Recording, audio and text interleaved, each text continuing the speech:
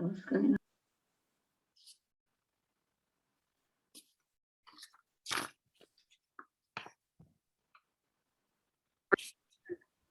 Okay, baby. Love you. Love you. I don't know exactly what time it's over, but okay.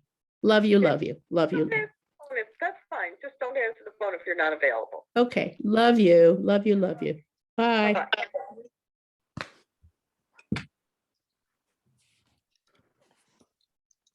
It was perfect JFS. What's happening?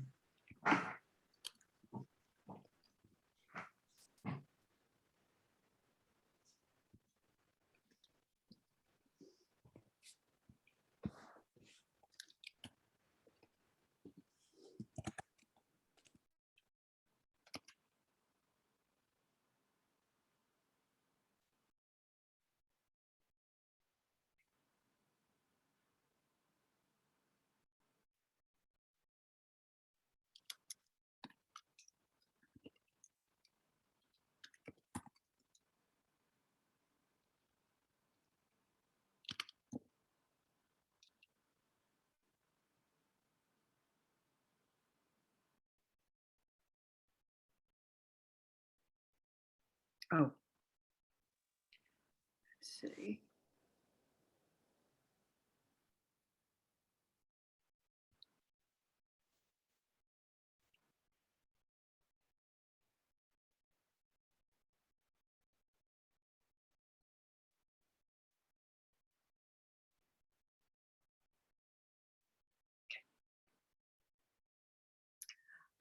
Good evening, everyone. I'm so glad you could join us for what I know is going to be an important and enlightening conversation. I'm Nina Tassler, and I'm the chair of the Jewish Family Service LA Board of Directors. Tonight, we're going to hear from three incredible individuals. First, we'll hear from Eli Weitzer, President and CEO of Jewish Family Service LA. Next will be Steve Barlam, CEO of JFS Care, who will speak to us about JFS Care's new Caregiving Homeless Initiative. And then we will hear from Lisa Weisbaum, Director of Raising Baby, who will speak to us about that fantastic new program. We will have time at the end for questions, and at any time during the program, you can send your questions in by typing them into the chat box. When our three speakers have concluded, we will go through as many of the submitted questions as possible. So now, without further ado, it is my pleasure to introduce JFS President and CEO, Eli Weitzer.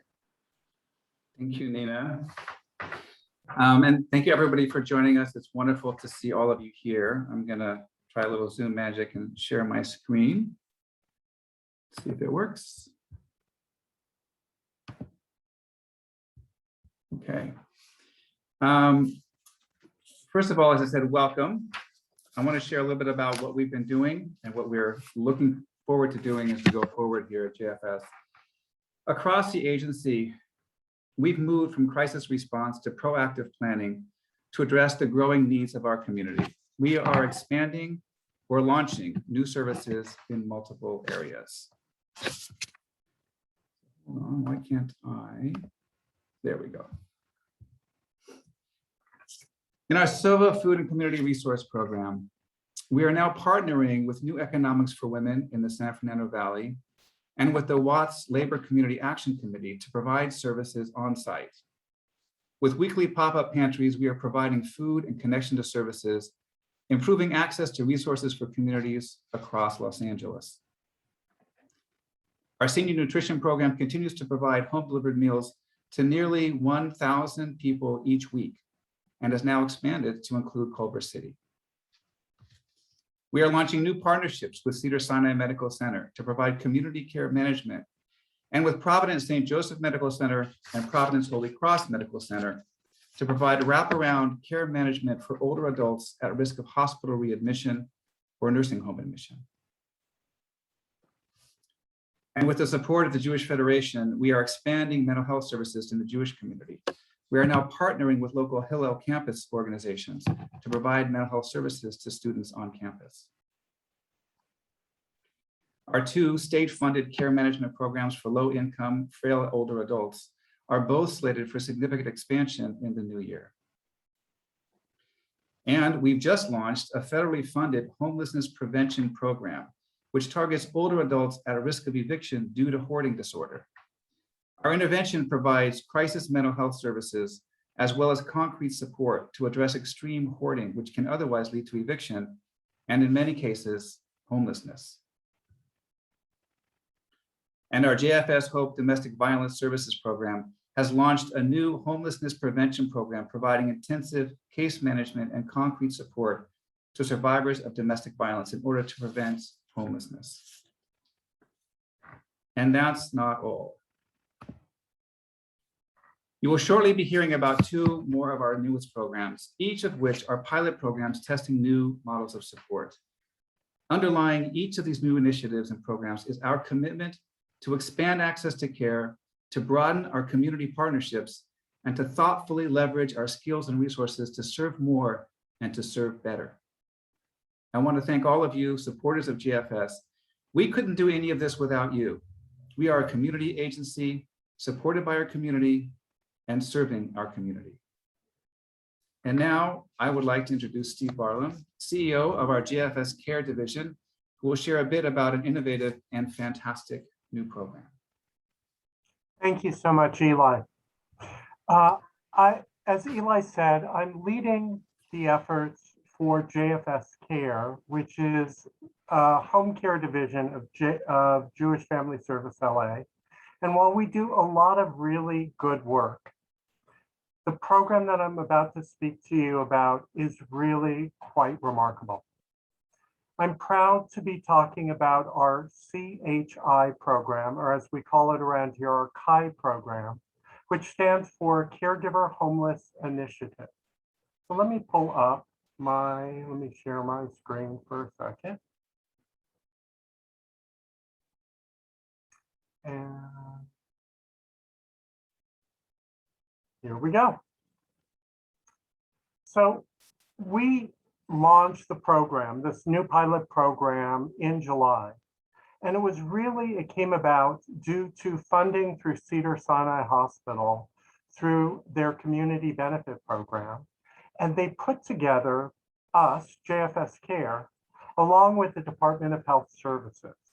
And in doing so, the goal was to create a pretty magnificent program. And what I'd like to talk to you about is three different components: the what are we trying to achieve, the outcomes that we're looking for, and then lastly, the why, because I think they're important to understand the context of what this is all about. So to begin with, what is the what? This is a 2-year pilot program, which again started in July. We're serving previously homeless older adults residing in permanent supportive housing. And it's to ramp up to 70 clients per month when we get to our peak. In its first year, we're going to be serving clients, and we are serving clients in the central metro area of Los Angeles. And we're excited to be able to expand to South LA in the second year of our operation. The clients that we're working with, sort of the what we're actually doing, is clients who are previously homeless and they're residing in permanent supportive housing, and those who have caregiving needs. So this grant provides for 2 full-time care managers who help assess the needs, match the caregivers with the client, and then make sure that it is as stable as possible through providing support, guidance to our working caregivers. And with the support of our professional care managers, we have found that we can truly make a difference in spite of really adverse situations. And so let me get to, you have a sense of what we do. What are the desired outcomes that we're looking for? It's really about helping to ensure that the care is stable, that there's not a lot of turnover. We have spoken to the Department of Health Services, and they have said in the past, there's been so much turnover using traditional models of care. So we're bringing in the care management to ensure that we can stabilize that care. The second piece, which is so critical to this whole model, is helping to keep our clients housed. People who were formerly homeless, who are now housed, we want to make sure they don't end up back on the streets because their care needs aren't being met and they're evicted, or they're just not able to manage. So through the care management and the home care, it makes a huge difference. Third, we want to reduce healthcare crises. And if you think about it, if an older adult, whether it's our clients or whomever, if you have a caregiver who's looking in on you on a semi-regular basis, you can keep an eye on the situation before it gets to a crisis situation, and that caregiver can communicate with our staff if they see things heading down, in negative ways, down a bad path. And lastly, it's all about enhanced quality of life for our clients. With the right care, people are able to stay housed with less crises, ultimately leading to better quality of life. So lastly, to end up my portion, I just want to talk about the why. It's not just what we do, but why do we do this? Why is this so dang important? So we all know, living in Los Angeles, that the numbers are growing of homeless individuals. In LA County, there's over 64,000 people who are homeless. And of that 64,000, 15,000 of them are over the age of 55.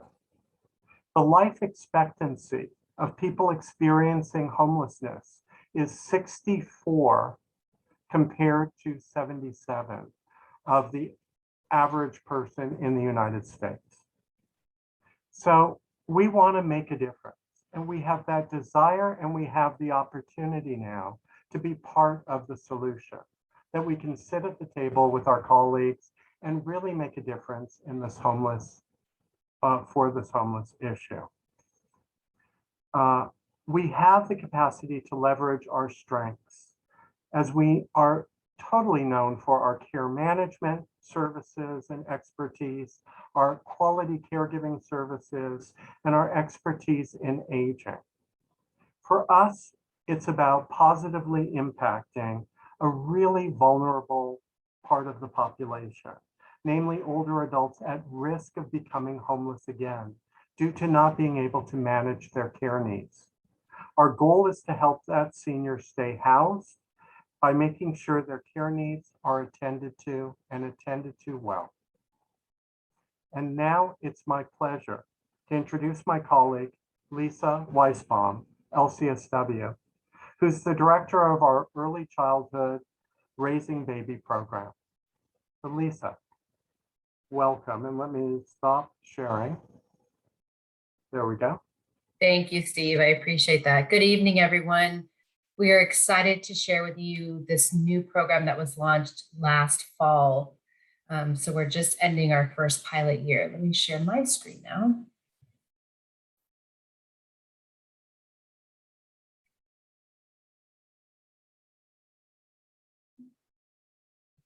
There we go. Raising Baby. Raising Baby is part of the early childhood program that is under the Children and Family Service area. It's a new program that we just launched last year.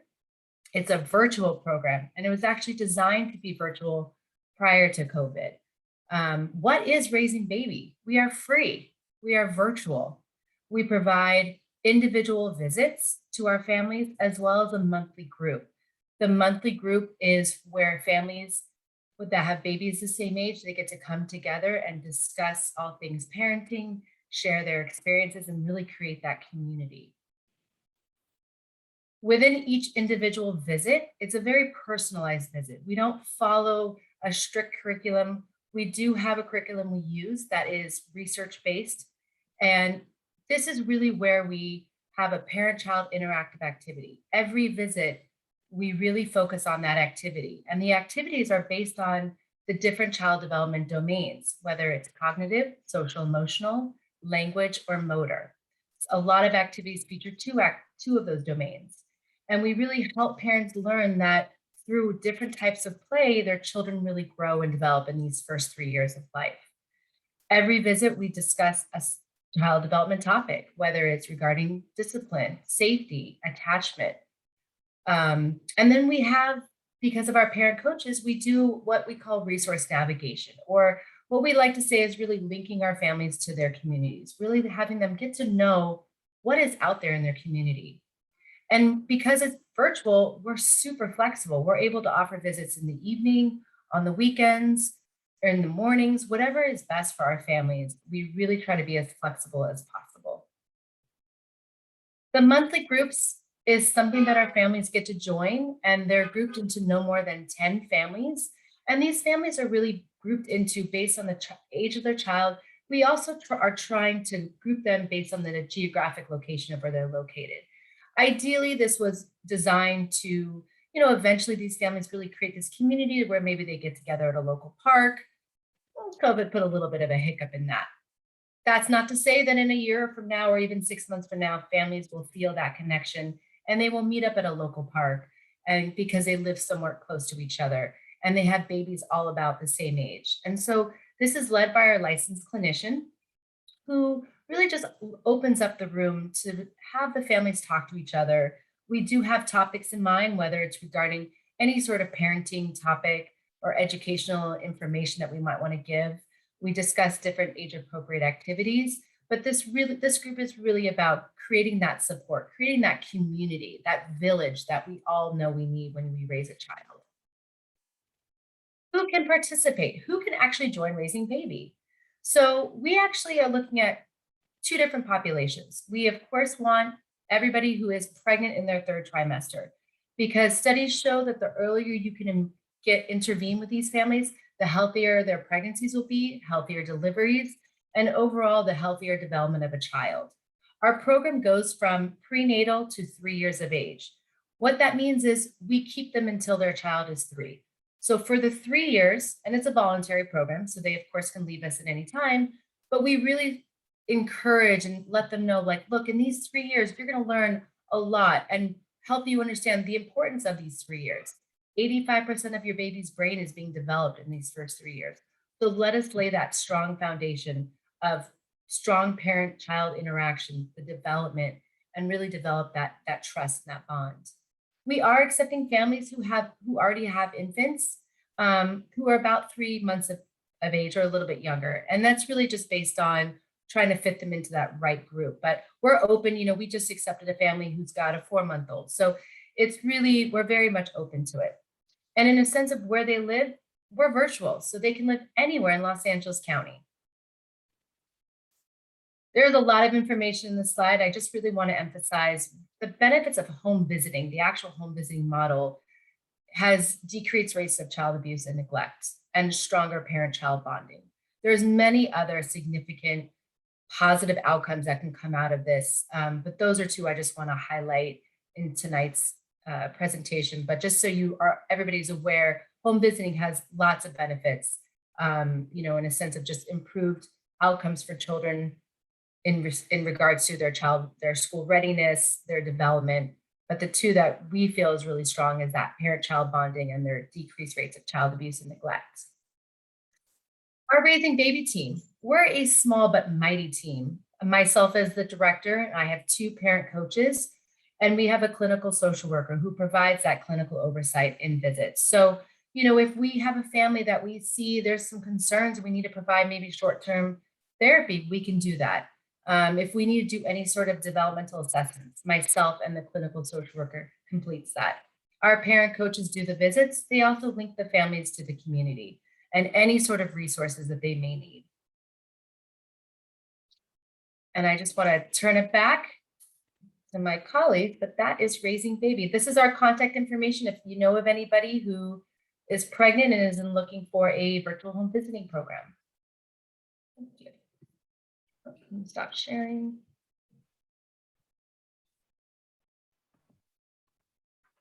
Great. Thank you so much, Lisa, Steve, and Eli. Jasmine will now go through the questions that were received. I do have one question that I'd like to start with, and I think this is directed at Steve. Steve, what is supportive housing? And if you can speak to that. You're on mute, Steve. Yeah. You would think I would know by now, huh, Nina? Supportive housing is a model that is employed by the city to create affordable housing that allows somebody to have the greatest amount of success, that provides a social worker or care manager within the building to be able to address needs that come up.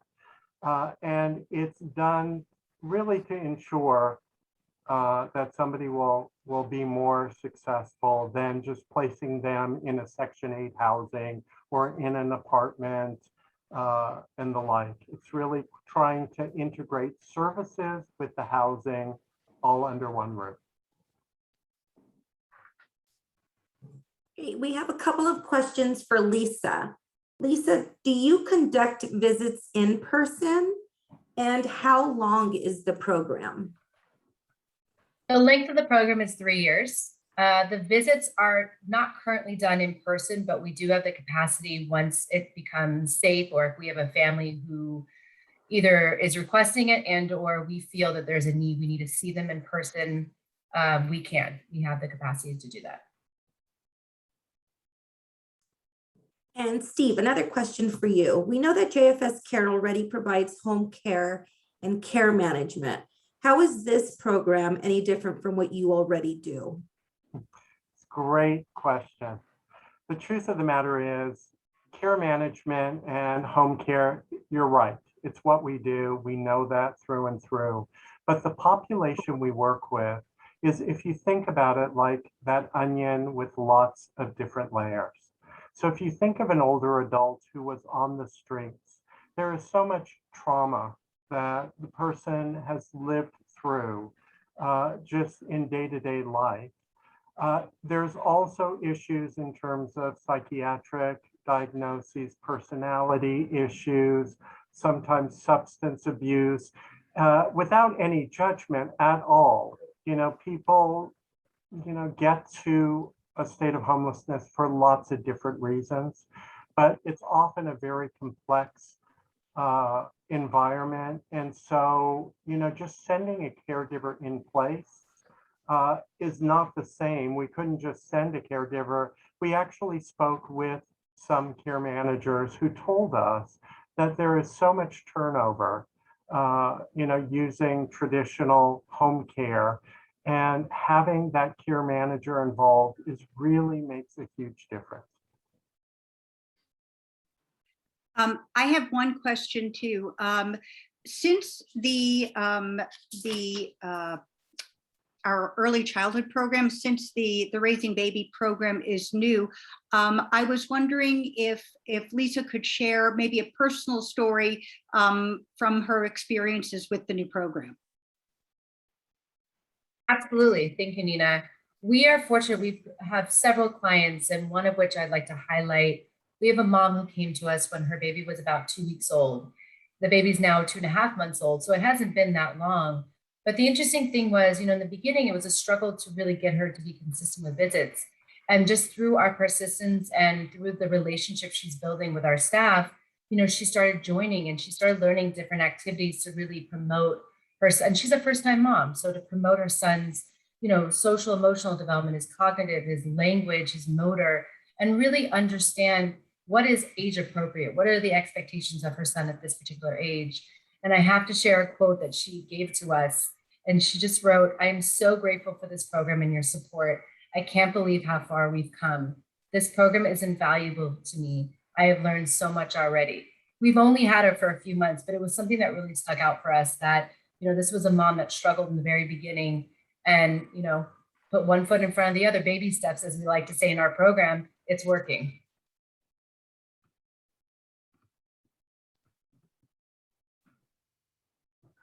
Great. We have a couple of questions in the chat. So the first is, when do you expect in-person senior programs to resume at the former Frida Moore Center? Yes, I can address that question. So we had to close our senior centers and the meal sites, well, because of COVID, obviously, but by city order. So the city Department of Aging has restricted our opening them up to the public. We have received word in the last week that we will be able to reopen the senior centers probably after the first of the year. We are putting planning into gear, and we do hope after soon in early January that we'll be able to open them up. We won't be able to open the meal sites. Those remain closed, but all the other senior center activities, the exercise gym, the computer lab, the classes, all of those things will be open, and intake for people to come in and get directly served by a social worker in person will be available. Not yet, but it's coming soon. And we have another. Are your social workers bilingual for these programs? Lisa, maybe? Steve? Yes. We have a Spanish speaking and yes, so Spanish and English. Same. We have a parent coach who's Spanish speaking, so we can offer bilingual. And we have a message for Eli. Eli, how are these programs funded? So that's a really great question. Both of these programs are pilots, and they're not funded through a normal government funding process. So I'll start with Raising Baby. We were approached a few years ago by a foundation which is focused on early childhood development. And they sat down with us and they said, we want you to build a pilot, a multi-year pilot, where you can test some innovative models around this population, recognizing that the 0 to 3 period of time for young children is the most critical time for their development that impacts the rest of their lives. So we did a lot of research, we developed some plans, we worked with them, we refined those plans, and then we launched the program. So that foundation, I will mention, is the Tikkun Olam Foundation, and they have committed to a multi-year funding for this program to test the result of this intensive intervention, but also, being that this is a 3-year-long program, to see how that length of time of engagement really creates for the family a whole new direction in their life and a foundation. It's almost, if you think about it, and it's expensive intervention because it's so long and intensive. But if you think about it, when someone goes to college, it's a 4-year intervention and it's very expensive, but it actually provides them the tools for a different direction in their lives than the otherwise might have taken. It's that kind of an intensive long-term intervention. Now on the CHI program, we were also approached about developing a partnership around this caregiving for the homeless population, and Cedars-Sinai is funding it. They're funding it. It's also an expensive 2-year intervention or 2-year model, the pilot.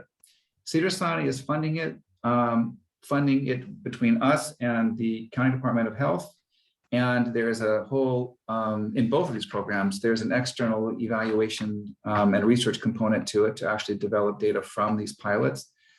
And in the case of the county health department, we're already talking about how are we going to leverage this knowledge to actually develop a long-term funding stream from the county or from the state to be able to provide these services to keep formerly homeless older adults housed and safe in the community, not in a nursing home and not back out on the street. Next, will there be exercise classes on Zoom after January? Yes, there will. So one of the things that we've learned from the pandemic is that the virtual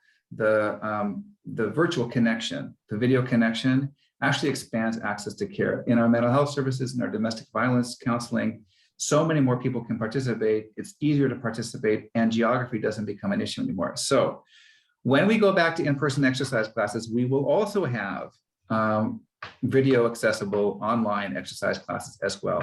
We want to make sure that everybody can access services in the way that fits them best and makes them feel safe, whatever that mode is, in person, virtual, telephonic, home visits, whatever is best for the client. Great, thank you. For Steve, how are clients identified? The Department of Health Services puts out an announcement to all the agencies that they work with in our catchment area, in the central metro area, saying we have dollars available for your clients for home care. And so then those people fill out an application, it gets vetted through the Department of Health, and then they notify us and say, we have a client for you. And then we go out, do an assessment, and start the care.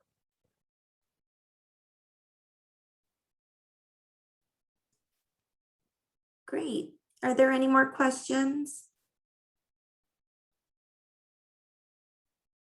I'll hand it over to Nina.